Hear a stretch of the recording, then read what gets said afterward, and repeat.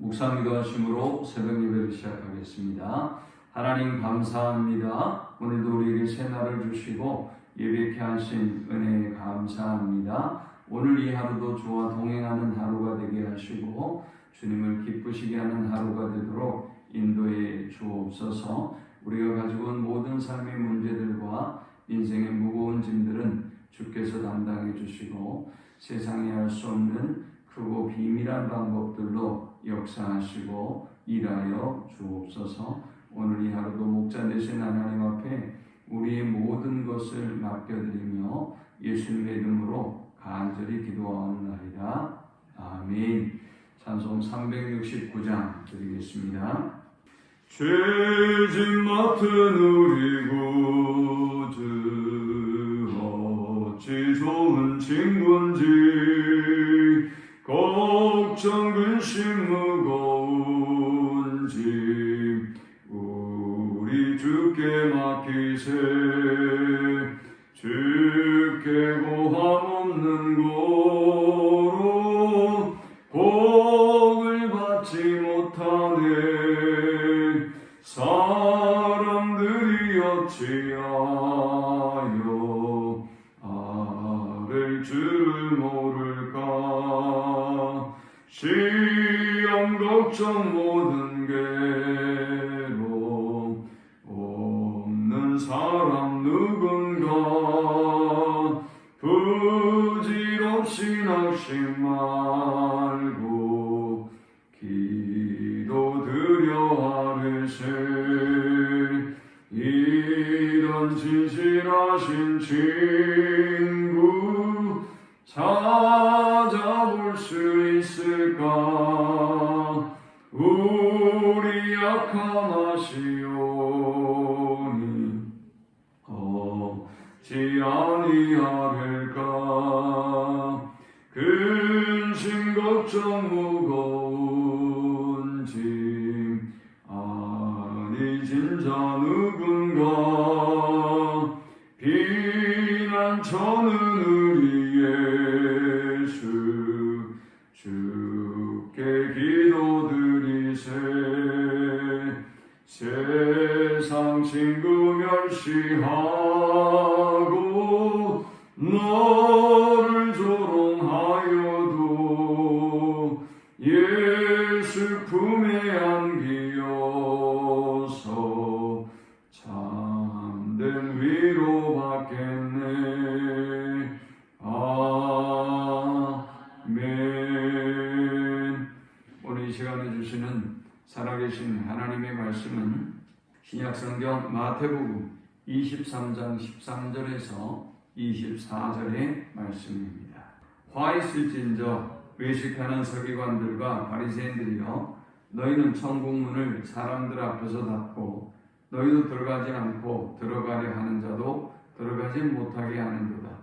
화 있을진저 외식하는 서기관들과 바리새인들이여, 너희는 교인 한 사람을 얻기 위하여 바다와 육지를 두루다니다가 생기면 너희보다 배나 더 지옥 자식이 되게 하는도다. 화 있을진저 눈먼 인도자여, 너희가 말하되 누구든지 성전으로 맹세하면 아무 일 없거니와 성전이 금으로 맹세하면 지킬지라 하는도다. 어리석은 맹인들이여, 어느 것이 크냐? 그 금이냐? 그 금을 거룩하게 하는 성전이냐? 너희가 또 이르되 누구든지 제단으로 맹세하면 아무 일 없거니와 그 위에 있는 예물로 맹세하면 지킬지라 하는도다. 맹인들이여, 어느 것이 크냐? 그 예물이냐? 그 예물을 거룩하게 하는 제단이냐? 그러므로 제단으로 맹세하는 자는 제단과 그 위에 있는 모든 것으로 맹세하며, 또 성전으로 맹세하는 자는 성전과 그 안에 계신 이로 맹세하며, 또 하늘로 맹세하는 자는 하나님의 보좌와 그 위에 앉으신 이로 맹세함이니라. 화 있을진저 외식하는 서기관들과 바리새인들이여, 너희가 박하와 회양과 근처에 11조는 드리되 율법에 더 중한 바 정의와 긍휼과 믿음은 버렸도다. 그러나 이것도 행하고 저것도 버리지 말아야 할지니라.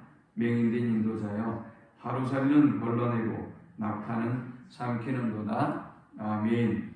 지금까지 예수님은 이 바리새인들과 서기관들과 계속되는 논쟁을 벌여왔습니다.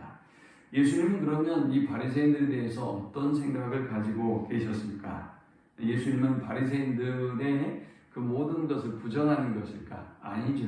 2절에 보니까 서기관들과 바리새인들이 모세의 자리에 앉았으니 그러므로 무엇이든지 그들이 말하는 바는 행하고 지키되 그들이 하는 행위는 본받지 말라. 그들은 말만 하고 행하지 아니하며 있습니다. 모세의 자리에 앉았다고 하는 것은 가르치는 권위를 가졌다는 것입니다. 그러니까 이 바리새인들의 모든 것을 부정한 게 아니에요. 주님은 이 바리새인들의 가르침의 권위는 인정했지만 이 사람들이 이 말씀을 지켜 행하려고 하지 않은 것에 대해서는 본받지 말 것을 경고하셨습니다. 이들의 문제가 또 무엇이었느냐? 9절에 보니까 땅에 있는 자를 아버지라 하지 말라. 너희의 아버지는 한 분이시니 곧 하늘에 계신 이신이라 했어요. 당시의 사람들은 존경할 만한 인물 또 가르치는 스승을 아버지라고 불렀어요.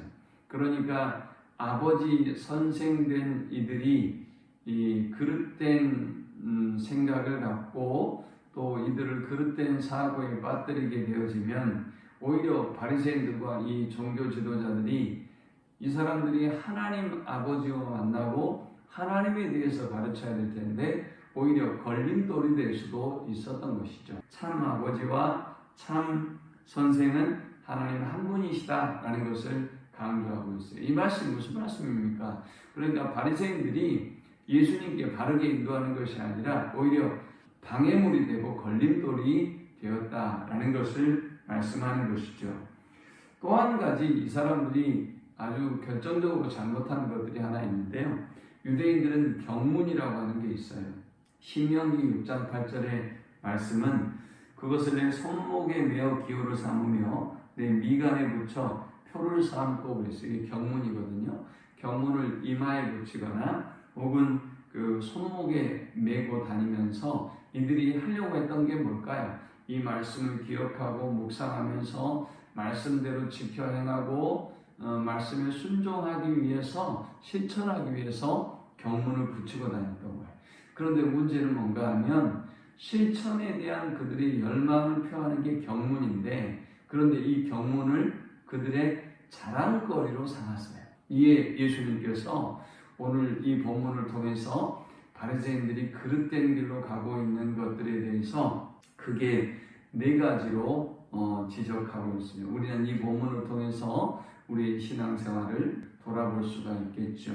먼저 이들에 대해서 천국에 들어가지도 않을 뿐만이 아니라 천국의 문을 닫은 자들이다. 이렇게 말씀합니다. 13절에 보니까 화 있을진저 외식하는 서기관들과 바리새인들이여 너희는 천국 문을 사람들 앞에서 닫고 너희도 들어가지 않고 들어가려 하는 자도 들어가지 못하게 하는도다 했습니다. 예수님께서 율법을 부정하는 것이 아니죠. 바리새인들의 의보다 더 낫지 아니하면 결코 천국에 들어가지 못한다라고 말씀하셨습니다. 그러니까 예수님이 율법을 부정하는 것이 아닙니다. 율법을 인정하는 것이죠. 그런데 문제는 무엇입니까? 율법의 기능은 몽학선생이기 때문에 율법을 우리가 지키려고 몸부림치다 보면 율법을 지킬 수 없다는 걸 알게 된단 말이죠.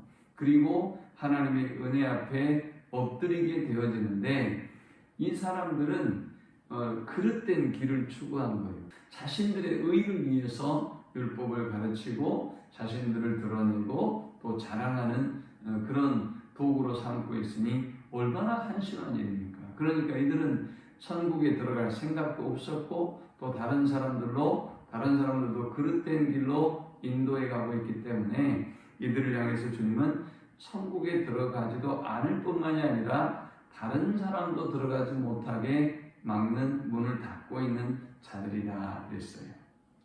두 번째 주님은 이 바리새인들의 문제점을 이야기하면서 진리의 문제를 이야기합니다. 15절에 보니까 화 있을진저 외식하는 서기관들과 바리새인들이요 너희는 교인 한 사람을 얻기 위하여 바다와 육지를 두루 다니다가 생기면 너희보다 배나 더 지옥 자식이 되게 하는도다.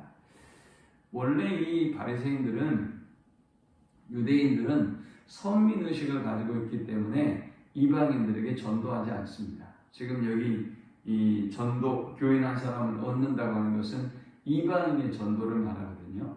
이 사람들은 선민의식을 가지고 있어서 다른 이방인들을 전도하지 않아요. 그런데 그 중에서도 굉장히 개방적이고 진보적인 사고를 가지고 있었던 이 바리새인 유대인들이 있었는데, 이들이 이방인들에게 하나님의 말씀을 전했던 거예요.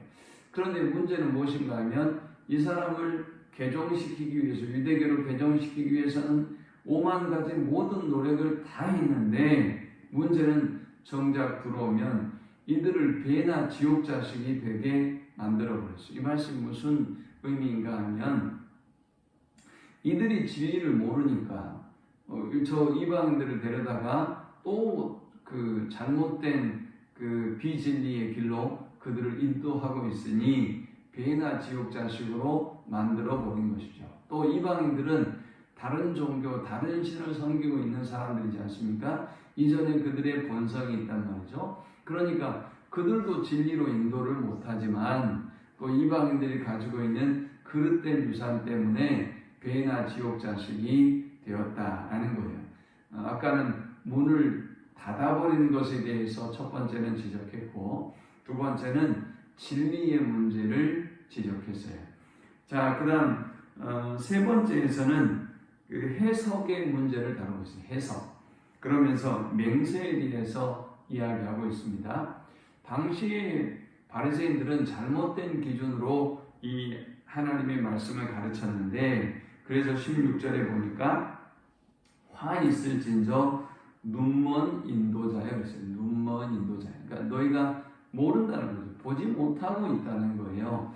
눈먼 인도자가 어떻게 유대인들을 인도했느냐? 그들은요 이렇게 생각했어요. 이제 맹세를 하다가 보면 무엇을 걸고 자꾸 맹세하잖아요.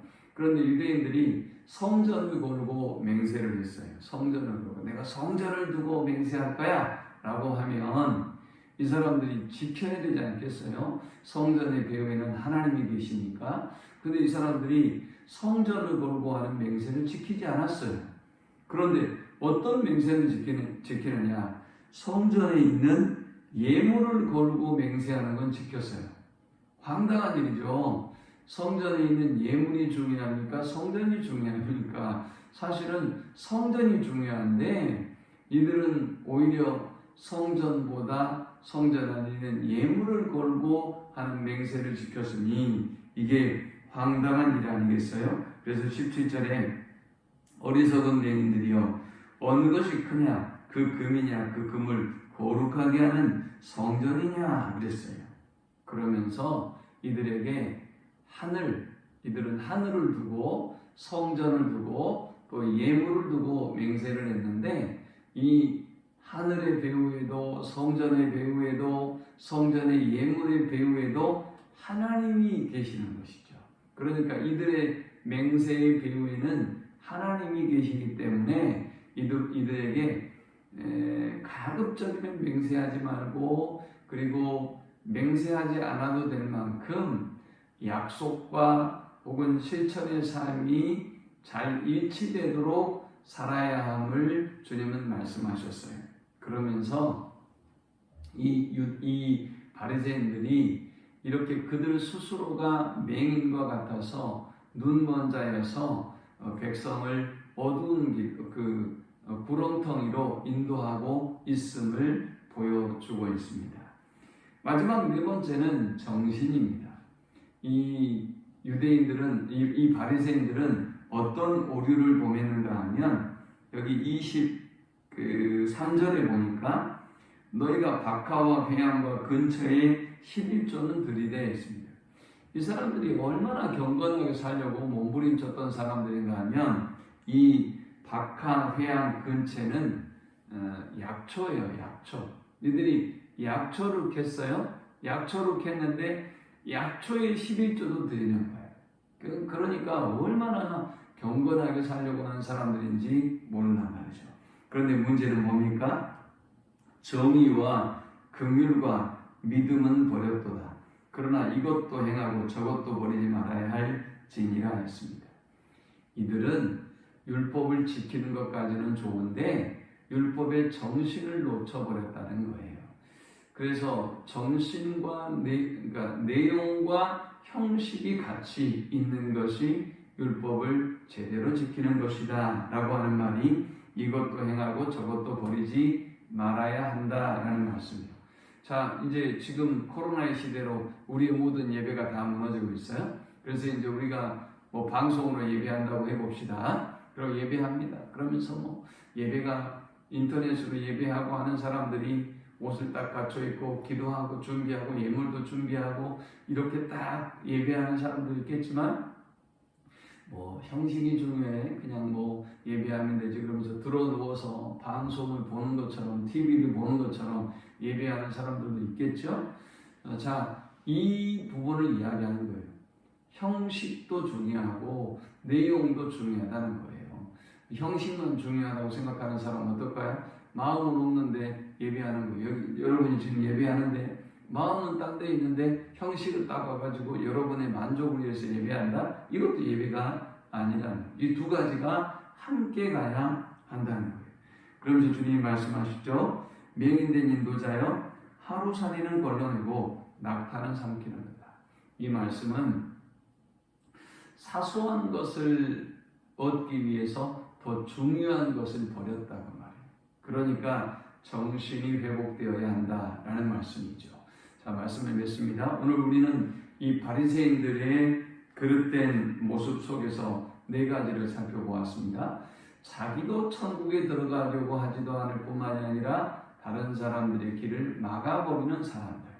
그러니까 율법을 가르치고 율법의 한계를 가르치고 율법은 으로는 우리가 구원 얻을 수 없다는 것을 알고 하나님의 은혜 앞에 엎드려야 되는데 이들은 계속 그릇된 율법을 가르쳤고 혹은 그릇된 율법을 가르치면서도 그 한계를 가르치지는 않았어요. 그러니까 부자 청년처럼 율법을 잘 지키면서도 영생을 얻지 못한다는 그런 한계를 스스로 알고 있었던 것이죠. 그러면서 하나님의 은혜 앞에 엎드리지 않았어요. 그러니까 자신도 천국 문에 들어가지 못할 뿐만이 아니라 다른 사람들도 진리로 인도하지 못하는 오류를 범했단 말이죠. 두 번째, 그들에게 주님은 진리의 문제를 이야기했는데 한 영혼을 개종시키기 위해서는 5만 가지 노력은 다 하나 그러나 그릇된 비진리의 길로 인도하는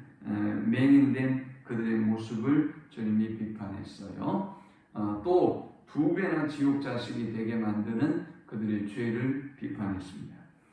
세 번째는 맹세에 관해서 얘기하면서 해석의 문제를 얘기했죠. 너희 해석이 이렇게 잘못됐다는 것을 주님이 보여주셨어요. 마지막은 정신의 문제였어요. 자, 우리가 오늘 이 아침에 우리 자신의 모습을 돌아보면서 우리도 때로는 하나님의 은혜로 구원을 얻었지만 여러분들이 신앙생활 하다 보면 은혜만 생각하는 것이 아니라 내가 경건하고 의롭게 살려고 하다가 보니까 오히려 은혜를 놓쳐버리는 경우가 있어요. 십자가를 놓쳐버리고 은혜의 구원을 놓쳐버리고 여러분 자신에게도 율법적 사고, 다른 사람에게도 율법적 사고를 들이대는 경우가 있단 말이죠. 이런 우리의 모습을 보면서 은혜 앞에 겸손하고 십자가 앞에 겸손하고 또 다른 사람에게도 십자가의 구원의 복음을 기쁜 소식을 전하는 우리 모두가 되시기를 축원합니다. 하나님 감사합니다. 귀한 말씀을 통해서 은혜 받고 깨닫게 하심을 감사합니다. 주신 말씀대로 이 십자가의 은혜의 구원의 복음이 얼마나 위대하고 큰가를 깨달아 알게 하시고 날마다 우리 자신의 모습을 살펴보고 진리에 바르게 서는 또 진리로 인도하는 저들이 되어지도록 인도해 주옵소서. 예수님의 이름으로 기도합니다. 아멘. 지금은 우리 주 예수 그리스도의 크신 은혜와 성부 하나님의 극진한 사랑과 성령의 인도 보교통 충만케 하시니 오직 우리 자신의 연약한 모습을 하나님의 말씀 앞에 율법 앞에 비추어 보고 주님의 은혜와 긍휼을 구하고 그 은혜 아래 살기를 소망하는 모든 성도들의 머리 위에 지금부터 영원토록 함께 있을지어다. 아멘.